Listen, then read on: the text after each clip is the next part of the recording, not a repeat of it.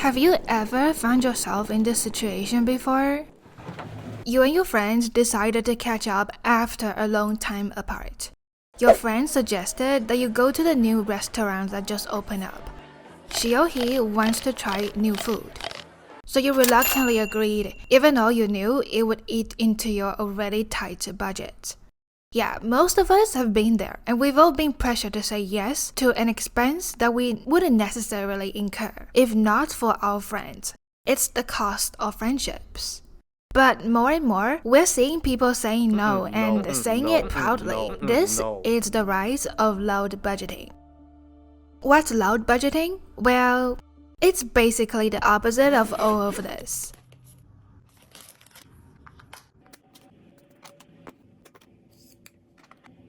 Listen, despite what you may be led to believe, most people don't actually have a lot of money to spare. It's easy to be led into thinking that everyone has a lot of money because that's what we see online.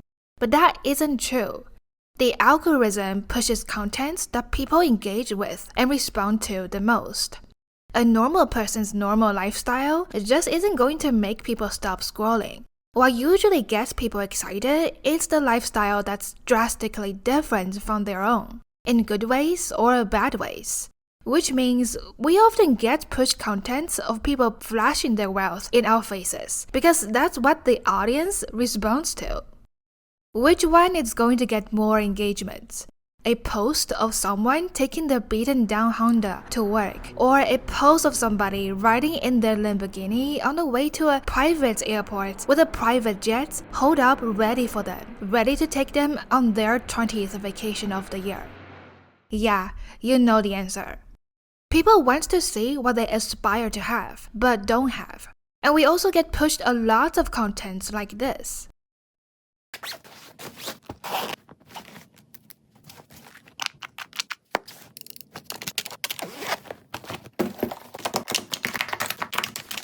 Not gonna lie, it made me think that I should actually get those stuff for my next vacation. Doesn't it just tie everything together so nicely? All your stuff have their own containers and boxes, and all those containers have their own containers. And of course, those stuff cost money. Money that could get you an upgrade on your plane tickets. Money that can probably afford you a low-budget weekend mini vacation. Instead, you're thinking maybe you should just get it because supposedly everyone have it. Have you seen one of those lost luggage auctions?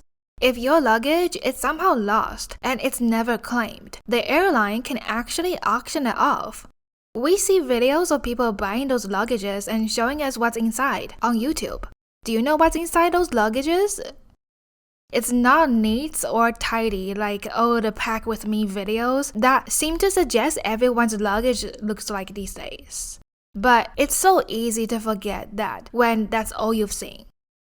This is the average income in America, $59,428.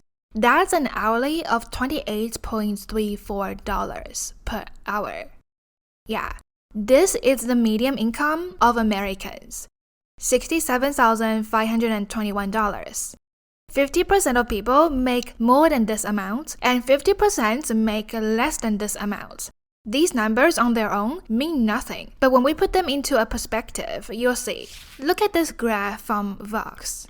The cost of living has risen faster than the median income in America.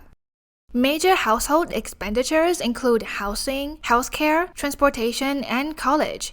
In 1985, you could comfortably afford all that and still have about half the income left over before tax. In 2018, you would basically have nothing left. And then we have the pandemic and lockdown that wreak havoc on the economy. It only made things worse. So, if you're not going into the negative, it means you're probably cutting expenses elsewhere. Most people today are just living to work. There's barely any living beyond work. Perhaps this is not a surprise that 63% of Americans are living paycheck to paycheck, and 56% can't afford an emergency expense of $1,000 or more. It's all in the numbers. You're making an average income in 1985, that is very different from you making an average income in 2023 or 2024. If we zoom in on the housing itself, this category alone can offer some vital insights into what's going on. The US national median rent to annual household income ratio has widened over the years. When compared to average price of housing or average mortgage payments, it's the same trend. Cost of housing has gotten higher, and mortgage has gotten higher faster than the pace to which wage has grown. Every year, if you're not taking a raise, you are taking a pay cut because of inflation. Similar housing to income ratio crisis can be seen around the world, and in certain countries it may be worse. This is Canada. Canadians on average earn less money than Americans, and their houses are more expensive than Americans. Despite all that empty land, Canada has one of the worst housing crises in the world. Toronto, a major city in Canada, is estimated to be one of the worst places for housing bubbles. We can continue to kick the can down the line, or we may see an exploding housing bubble in coming years. When most people can't afford it, the prices will drop somehow. Some say that the housing bubble will never fully be realized because there's enough demand to absorb all that fall in pricing. Perhaps this is why Canada is bringing in so many immigrants every year to continue propping up the housing markets. With all that going on, of course, people have no choice but to start being more frugal if they weren't already. Okay, remember I said that people are looking at influencers flashing their wealth around on social media a lot? Yeah, we're slowly seeing a shift in that tendency. This is Emily Merico. Apparently, she is a famous influencer. She has 12.7 million followers on TikTok. And recently, she was on multiple headlines, not for good reason. She tried selling this tote bag for... Okay, guess how much this cost? How much would you pay for this? It's a bag. As long as it carries your stuff, it does its job. I would never have paid $120 for this bag.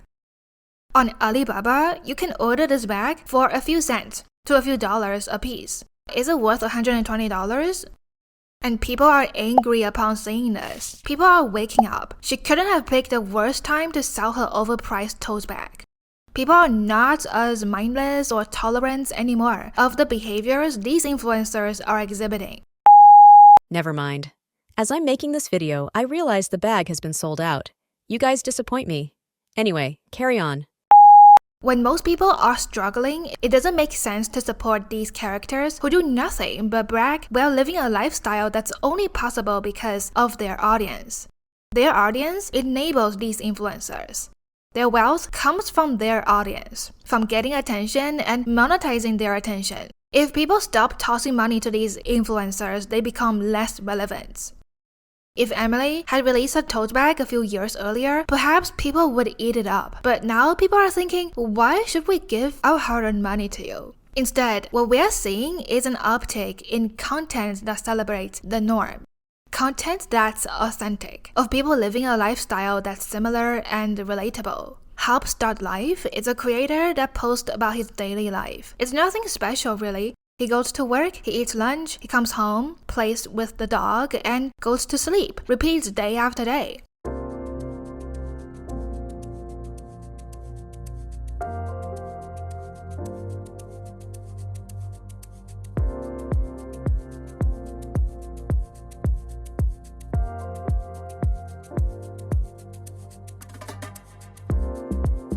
Many of his comments are actually quite positive.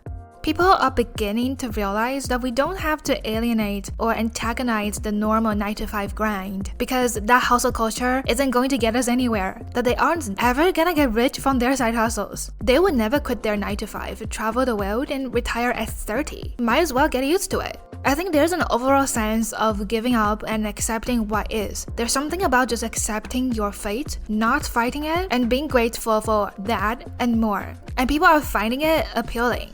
Okay, so I'll admit, this guy over here also is doing a good thing, normalizing the norm, showing that it's okay to have a 9-to-5, to come home every day and then do it again tomorrow, which most people's lives are like that. I do find it somewhat depressing though. He could at least smile, I don't think I've ever seen him smile. And let me add, despite what he stands for, he's known as the 9-to-5 guy. But he's actually not just the 9-to-5 guy. He currently has 408,000 followers on TikTok and 647,000 followers on Instagram. With that large audience, he has started taking sponsorship deals. I guess extra money doesn't hurt, right? And it's not like he can still sustain the sponsorship if he stops working right now. Because his 9-to-5 lifestyle is what got his audience in the first place. But I'm thinking in the back of his mind, at least for once, he'd probably have thought about that, right? At least one time, maybe. Wow, I can make the same amounts of money or more doing social media influencer thing, a couple of posts and stories per month. Why not quit my 9-to-5?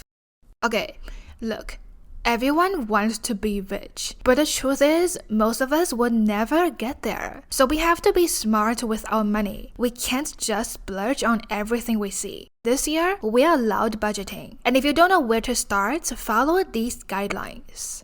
Once you get your paycheck, set 10% aside into your savings. Prioritize paying off any debt you have, student loans, credit card debts. Second, if you see something you want to buy, take a picture of it or screenshot it, save it somewhere, wait 1 week. If you still want it, then go get it. I typically wait 2 weeks, but that's more extreme. My logic is that after 2 weeks, if I still want it, then I get it. If I don't, then I don't. And most of the time, I don't want to get it anymore after 2 weeks. Third, buy generic brand items. If you want to eat chips, you don't need Lay's. Just get one of those off-brand chips. I'm sure it tastes roughly the same, but with 30% off the price. Listen, when I buy something, I don't look at the brands, usually. I get the cheapest one on the shelf that's most worth the price. Fourth, unfollow or mute people on social media who are too flashy with their vacations, spending, and luxury experiences.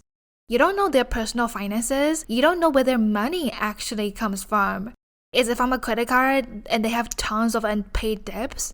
Is it from doing shady illegal stuff? Is it even real? Is it Photoshop?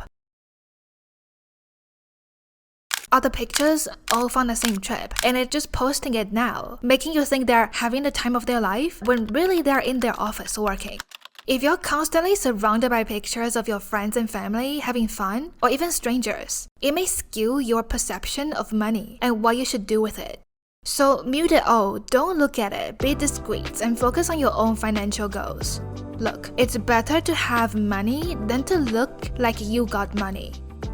It's better to have a $20 wallet with $500 inside than to have a $500 wallet with $20 inside.